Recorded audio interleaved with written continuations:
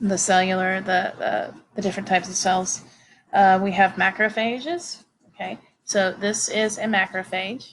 Okay, so she's got a little helper hat on. She's a maid. Okay, because what she does is she fights antigens by grabbing onto them and holding them. Okay, so this guy's been identified.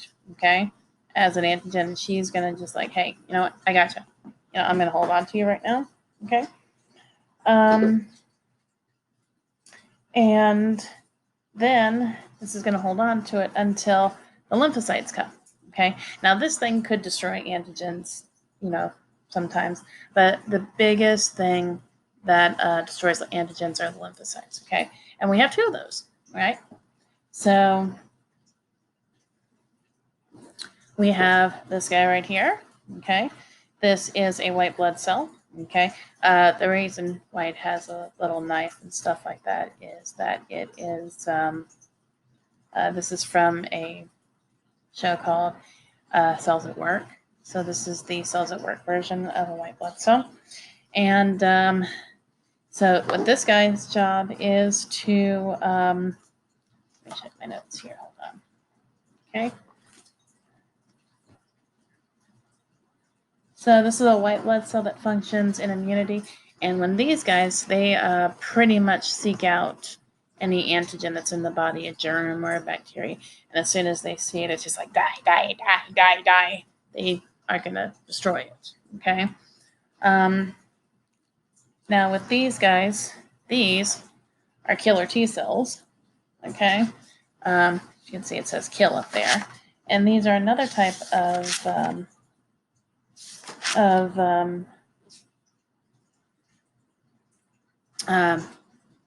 lymphocyte, and these guys are think about them like the Marines of the cell body, the body, okay, on a cellular level. So they see anything, and it's just like a psychotic attack. It's like, ah! And they just literally just destroy it. Okay, it's weird. It's brutal if you're an antigen. All right. All right. So interestingly enough, so in a sense, guys, what it is that macrophages will take things on a general level. So these guys will just generally identify antigens like, oh, you're not part of the body at all. I don't know exactly what you are, but you're not part of the body, so you're dead. Okay. These guys and these guys react to specific antigens in the body. Okay. So these two guys see one and they'll know what it is. They know it as, oh, you're a germ or you're something. It's like, okay. Either way, the antigen gets destroyed and you don't have to worry about it. All right. So that's a video there. All right. So here's the lymphatic system. As you can see, the green vessels in the body are where the lymphs are. Okay. And, excuse me. Thank you. We don't climb on that shelf. Sorry, I had Gizmo. He was trying to climb on the shelf. Stay off that shelf. Don't worry, guys. It was just a little spritz of air to startle him, not hurt him. All right. So the function of the lymphatic system is to protect the body from antigens. There are different ways to do this. There's passive immunity. And that can come from getting antibodies outside the body, like a newborn baby receiving antibodies from the mom while nursing. You can get anti-venom from for a snake bite, etc. Or you can do active immunity, which the body fights off the disease by making antibodies itself.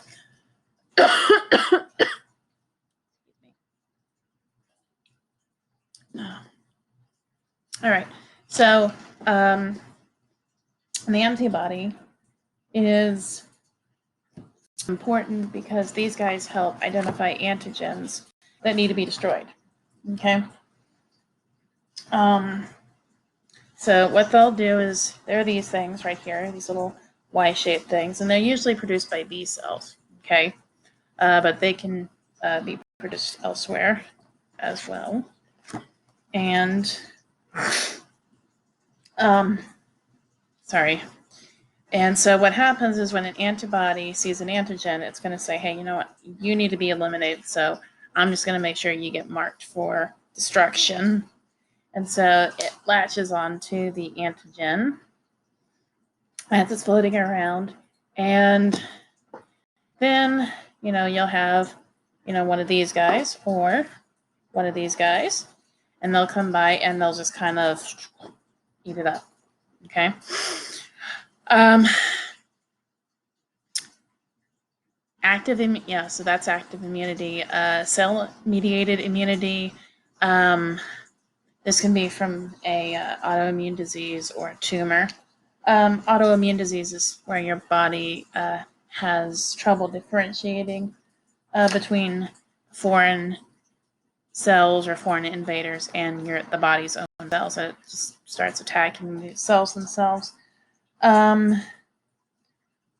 Diabetes is an autoimmune disease, as well as allergies and arthritis and asthma. Okay. All right.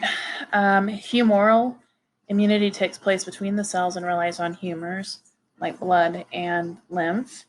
And this uses mainly B cells to fight antigens that can happen when a helper T cell captures an antigen. So this guy captures an antigen, like this guy right here, and holds on to him and signals the B cells to start making this. So they can latch on and be destroyed by this. Okay.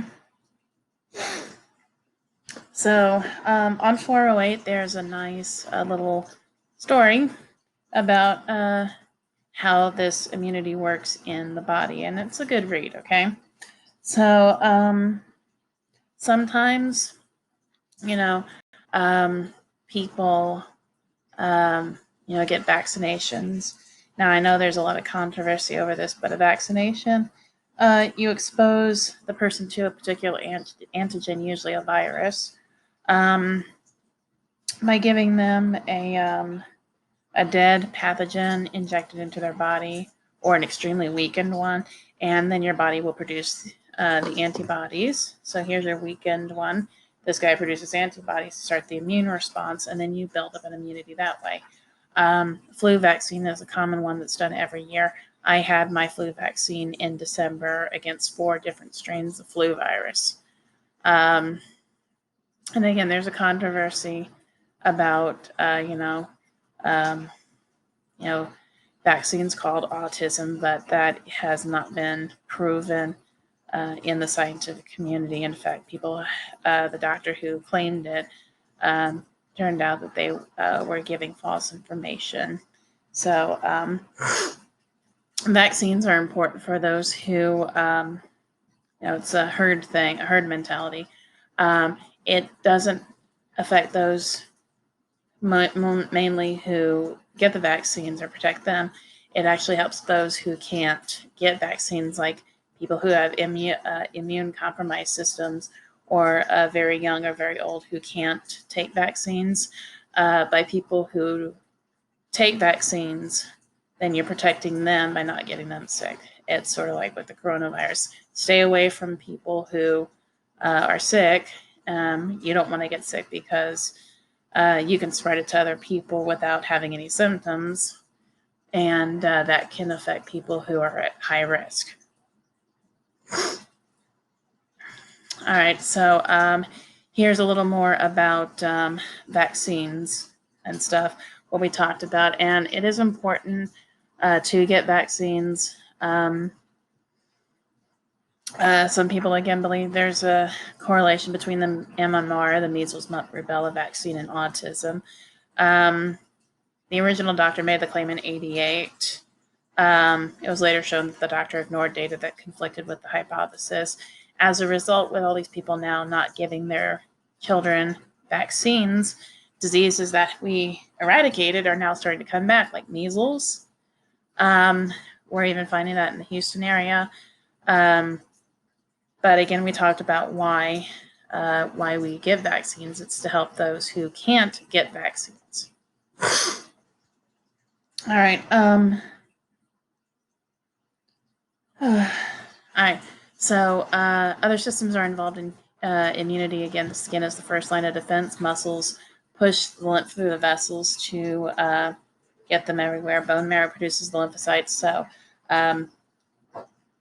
white blood cells, okay, and we'll talk about red blood cells later.